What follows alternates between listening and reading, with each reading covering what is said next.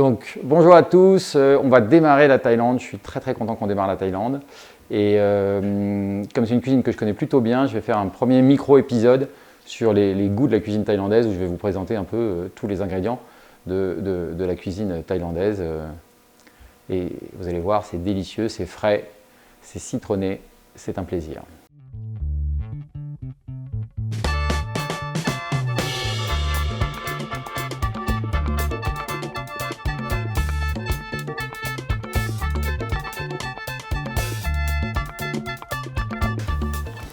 Ok, alors j'ai réuni différents ingrédients de la cuisine thaïlandaise que je vais essayer de vous présenter. J'essaie de les présenter de manière un peu regroupée. Premier élément, c'est le sucre de palme. Voilà, on trouve souvent du sucre de palme. La sauce poisson et le citron vert. Alors pourquoi je présente ces trois éléments ensemble, c'est que la sauce poisson, c'est vraiment un élément très important de la cuisine thaïlandaise. C'est un peu ce qui vient saler. La cuisine thaïlandaise, c'est pas du tout une cuisine qui utilise la sauce soja, donc ça utilise la sauce poisson. Et en fait, ça c'est un peu une des caractéristiques souvent des cuisines du sud-est asiatique, c'est qu'on va prendre des choses qui sont des goûts qui sont très forts, du sucre, de l'acide, de la sauce poisson. La sauce poisson, c'est vraiment c'est horrible. Souvent, c'est emballé dans du plastique parce que si ça fuit, ça a une odeur terrible. Et en fait, c'est le mélange de ces trois qui va s'équilibrer, qui va faire quelque chose de très fort. Et ça, c'est assez typique aussi dans la cuisine chinoise, vous avez ça. C'est pas du tout le cas pour la cuisine japonaise, mais on prend des choses qui ont des goûts très forts, on les mélange et ça s'équilibre. Et donc ça, c'est quelque chose d'assez extraordinaire. La cuisine thaïlandaise, c'est une cuisine qui est très parfumée, qui est très fraîche. C'est une cuisine méridionale en fait, une cuisine du soleil. C'est des goûts qui sont très agréables, très faciles. C'est une cuisine du plaisir. Voilà, c'est ça qui est sympa avec la cuisine thaïlandaise, c'est que c'est un kiff. C'est pas une cuisine très compliquée. Donc il y a une première partie, ce mélange, et ensuite il y a aussi les herbes. Donc il y a plusieurs herbes importantes. Une herbe très importante, enfin, c'est une racine plutôt, c'est le galanga. Donc, je ne sais pas si on voit bien le galanga, je vais l'approcher. Voilà, c'est rose, donc ça ressemble un peu au gingembre. Mais c'est beaucoup plus dur, ça ne se mange pas et c'est un goût légèrement anisé et c'est un goût de fraîcheur en fait. Donc c'est vraiment ça, c'est très important. C'est pas toujours facile à trouver malheureusement, mais c'est essentiel dans la cuisine thaïlandaise. Galanga, évidemment le basilic thaï. Donc si vous ne connaissez pas, ça c'est vraiment très bon. À nouveau, c'est un peu comme du basilic mais plus anisé, c'est les mêmes types de feuilles. Odeur géniale. Puis après des classiques. Citronnelle, ail, échalote, beaucoup d'échalotes aussi dans la cuisine thaï. Autre point important, tamarin, c'est utilisé dans les sauces pour venir donner de l'acidité. Et la crevette. Alors la crevette, on va la retrouver sur toutes les formes.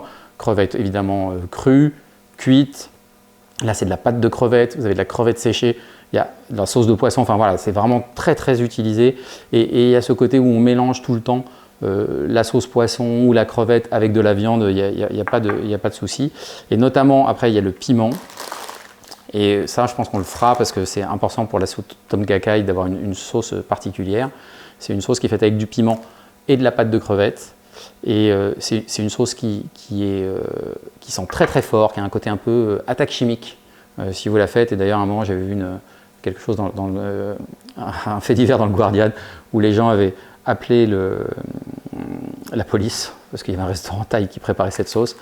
Et ça ne m'a pas étonné parce que quand vous faites frire le piment avec la pâte de crevette, c'est infernal dans votre cuisine. Ensuite, les deux choses, évidemment, très fréquentes dans la cuisine thaï, le lait de coco et la pâte de curry. La pâte de curry, donc ça je vais vous montrer, ça c'est une pâte de curry rouge. Voilà, pâte de curry rouge.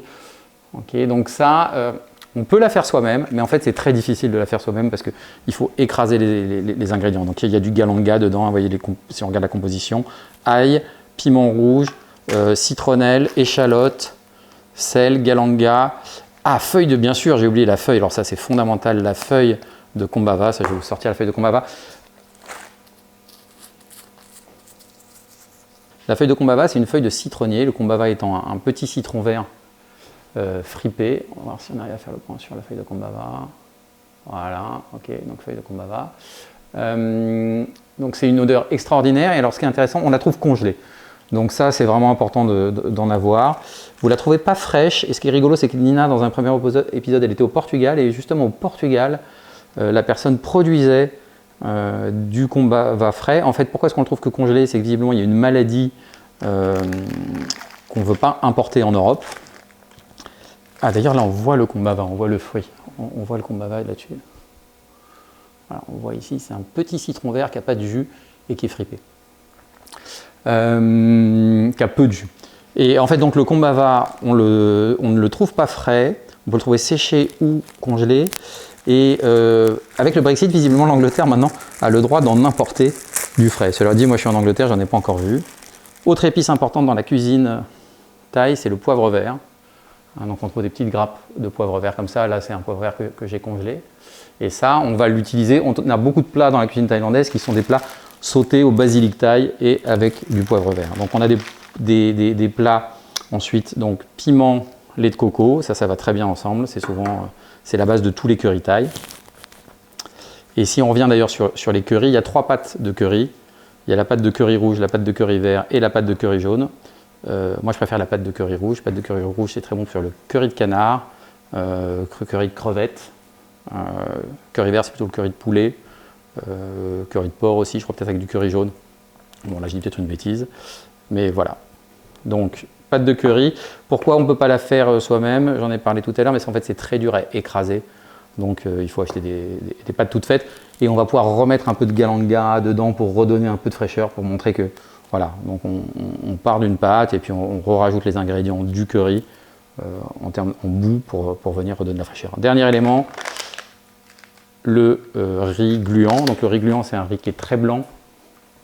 Donc c'est un type de riz particulier. Hein. Vous pouvez évidemment pas faire un riz gluant avec un riz qui n'est pas spécifiquement un riz gluant. Et en fait ce qu'il faut savoir c'est que pour préparer un riz gluant, c'est important de le faire tremper idéalement 24 heures avant dans de l'eau froide. Et si vous ne pouvez pas le faire tremper 24 heures avant dans l'eau froide, vous le faites tremper dans l'eau tiède sur un temps plus court. Et ensuite vous allez le cuire à la vapeur une vingtaine de minutes. Mais voilà, il faut un riz spécial et il faut le faire tremper. Vous n'arriverez pas sinon à un résultat, vous arriverez à une espèce de pâte. Enfin bon, ça m'est déjà arrivé au début. Quand je ne savais pas qu'il fallait le faire tremper, c'était catastrophique. Voilà, donc on a fait un peu le tour des principaux ingrédients.